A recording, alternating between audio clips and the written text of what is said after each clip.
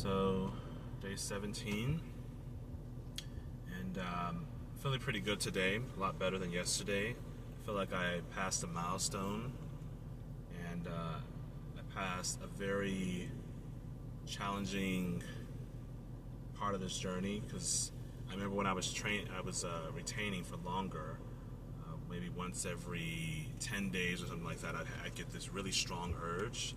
And so yesterday was probably one of the strongest urges I felt, in this short time I've been retaining. So I passed the test, and I think I'll be able to at least get through this 30-day challenge, and I want to go beyond that. So it's really knowing what to do in those times where those urges are like at its peaks.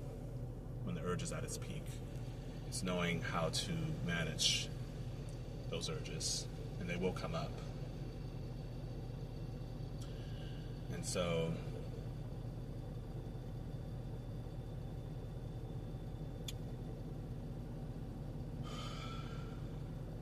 it's just a lot that's happening on this journey. And one thing that you will learn how to do is how to deal with discomfort. I remember there was a time where I was too scared to make these videos, and I was just not very good at public speaking. And I always kind of think about like school, when I had to give presentations, or if I had to get in front of a class and speak, or I think about the speech that I had to give when I was, I remember I was announced as salutatorian of the school. Basically, that's having the second highest GPA. And it was a nice merit to have, but when they told me I had to give a speech, it didn't sound so great. I've never given a speech before. Not like that, not in front of an auditorium with like the whole class, the whole school there basically. So, but after practicing that speech about 50 million times, I got comfortable enough to actually memorize it. So, yeah, that's how I got through that. So, it's I'm learning to just embrace discomfort. Like, even as I make these videos, I still experience some level of discomfort, but I'm learning to manage it better, and just learn to not even manage, but I'm just learning to get comfortable with the discomfort. And over time, you'll learn it won't be so uncomfortable anymore, because you learn to desensitize yourself to this discomfort. The problem is that we avoid uncomfortable things, and then that's why a lot of men, especially myself, have become very sensitive. Every little insult we just are reactive to. Every little thing we just seem to, take so seriously. And so I'm learning to just deal with uncomfortable things. It took, a lot of courage for me to start posting these videos.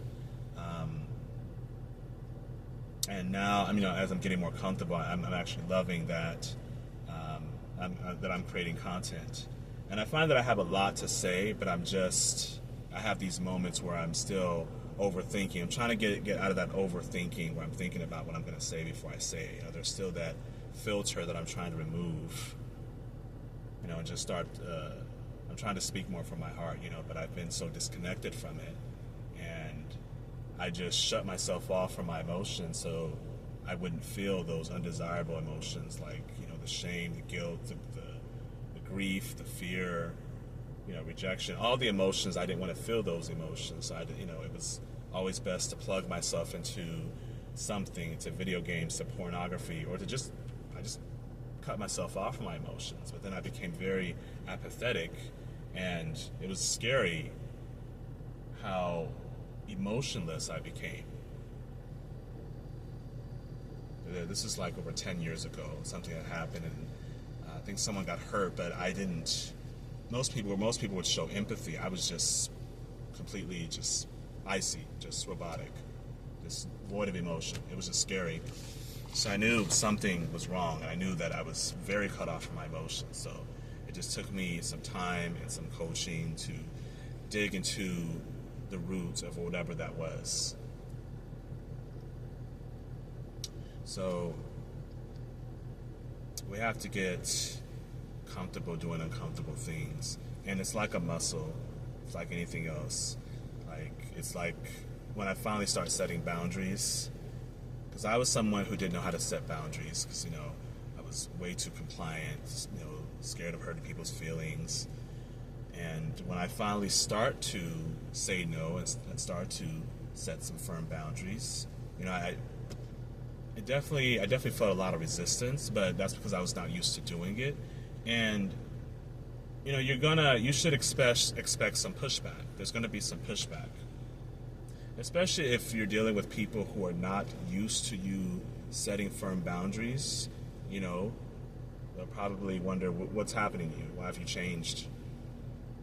I've gotten that before. So, but you can't get mad at those people because they've become accustomed to you being so compliant, and because you've presented a false version of yourself to them. So that's what they're expecting. That's how they're expecting you to show up if you're used to being a people pleaser. And you set yourself up to get exploited. You can be the nicest person in the world, but even nice people have like a dark side to them, because it's not coming from a genuine place. They're doing it out of fear, out of guilt, out of obligation. That's where the term like nice guy comes from. Because there's a difference between being nice and being kind. Nice, you're doing it out of fear. If you're a kind person and you're very giving, a kind person, you're doing it. It's more out of love. It's more from a genuine place. And so when I would give of myself, my time, my energy, my resources, my empathy, a lot of times it was out of obligation, and I neglected my own feelings. I put my own feelings in the back burner. So it's taken me a lot of courage, and I feel like I've gotten a lot of courage as I've gone longer on this journey. I even had enough courage to finally quit my job after 2 years, and just take that leap of faith of seeing what being an entrepreneur was like. And so I've kind of gotten over that fear, the fear of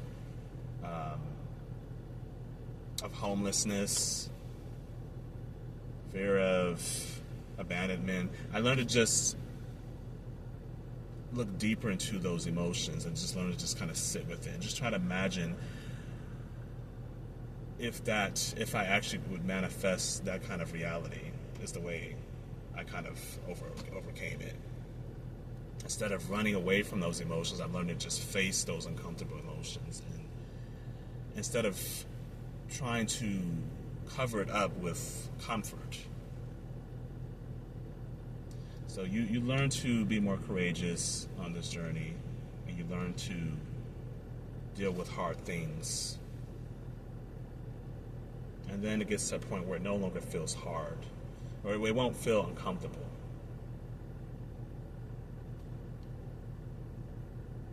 So these videos have helped a lot, and I'm going to continue making content, and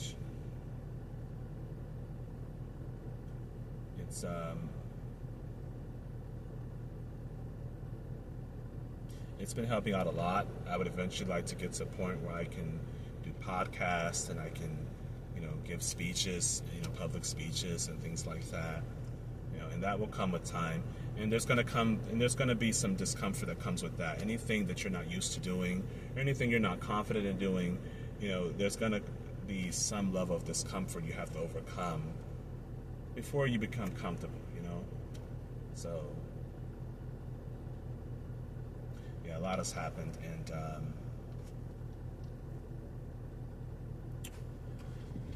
I'm just looking forward to what's to come, what's going to be unfolding for me as I go longer on this journey.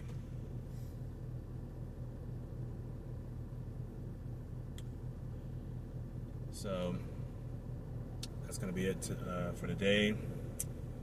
I'm going to stay on this path. I encourage you to also stay on this path of retention and just make a commitment to